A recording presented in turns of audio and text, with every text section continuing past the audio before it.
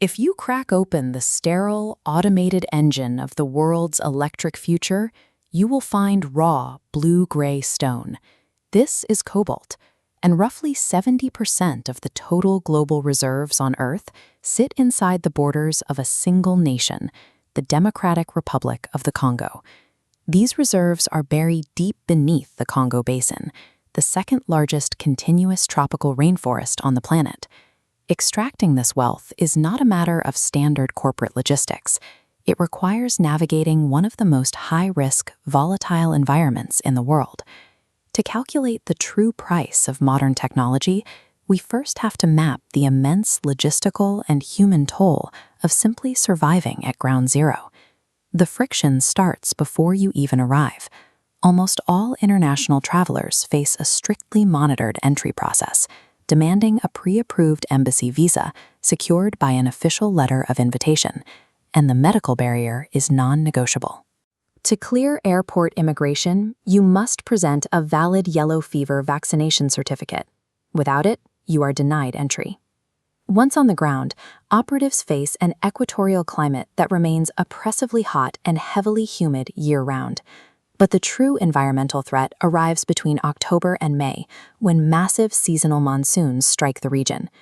These rains paralyze the global supply chain, turning unpaved transit routes into impassable rivers of deep mud, stranding thousands of tons of material. This creates an extremely narrow operational window. Safe, efficient travel and logistics are restricted entirely to a short dry season from June to August.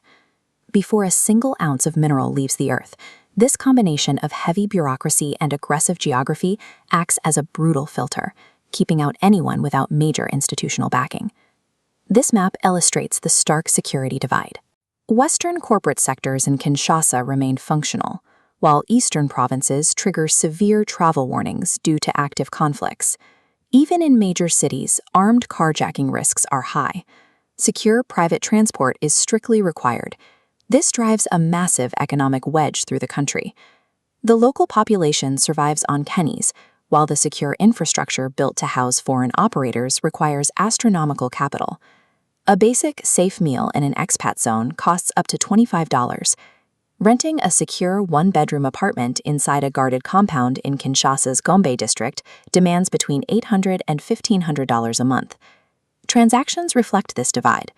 The local economy runs on the Congolese franc, but US dollars are universally demanded to secure major corporate contracts, housing, and protection. The massive premiums foreigners pay for food and shelter function as a mandatory security tax, insulating them from the volatility of the frontier. Yet, beneath the corporate extraction and geopolitical friction, millions of Congolese citizens endure and adapt.